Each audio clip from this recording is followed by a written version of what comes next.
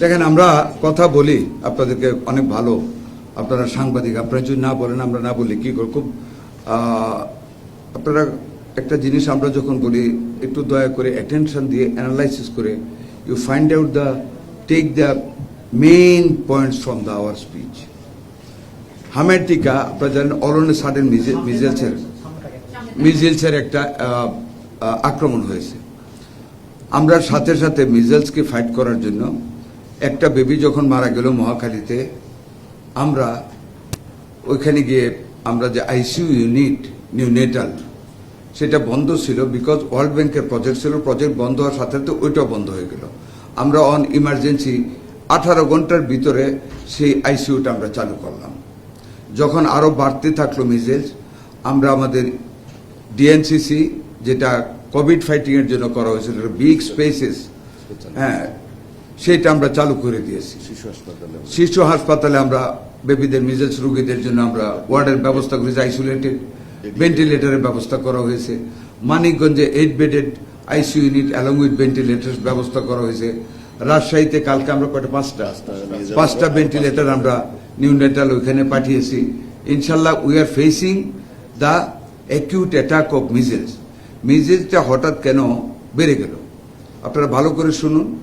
মিজেলসের এগেনস্টে গত 1 দশকের বেশি সময় ধরে ক্যাম্পিং হয়। Camping, the word is that in the health is camping.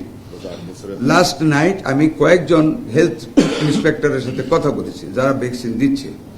The thing is that 2018 একটা ক্যাম্পিং হয়েছিল।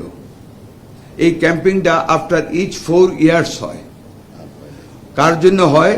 যেই বেবিগুলি ধরেন 2018-তে দেওয়া হয়েছে, যারা লেফট আউট রয়ে গিয়েছে, বেবিগুলি পলায় গেছে, ভয়ে দেয় নাই, একটা শ্রেণী আছে।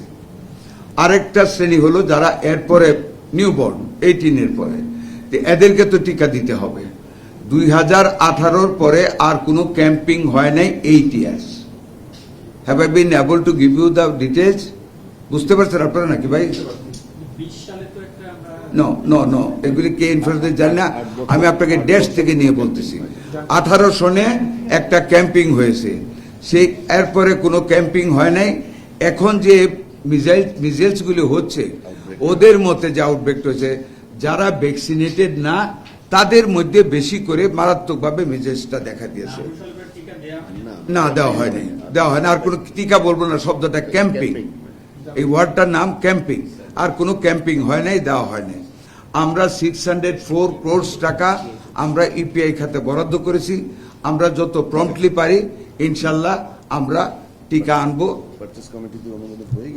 পারচেজ কমিটি তো এটা অনুমোদন হয়ে গেছে। জি, 604 কোটি টাকা।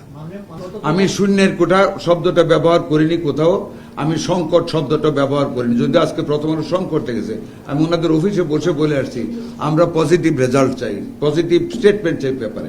সংকট বলে বলছি যে ক্যাম্পিং করা হয় নাই, টিকা দেওয়া হয় নাই। আমরা টিকা আনার জন্য 604 কোটি টাকা বরাদ্দ করেছি। মিনিস্ট্রি অফ ফিনান্স কমিটিতে সেটা পাস হয়েছে। দ্রুত গতিতে ইনশাল্লাহ আমরা ভ্যাকসিন আনবো। আমরা ভ্যাকসিনেশনের জন্য আমরা কাজ শুরু না খতিয়ে দেখার দরকার আমাদের। এখন কাজ অতীতকে নিয়ে খুব ঘাটতে চাই না। We want to go head. আমরা মানুষকে ভ্যাকসিনেটেড করতে চাই। এই যে টিকা কিনতে যাচ্ছে, after as soon as we will get the supply of the vaccines, we'll start the work. Thank you.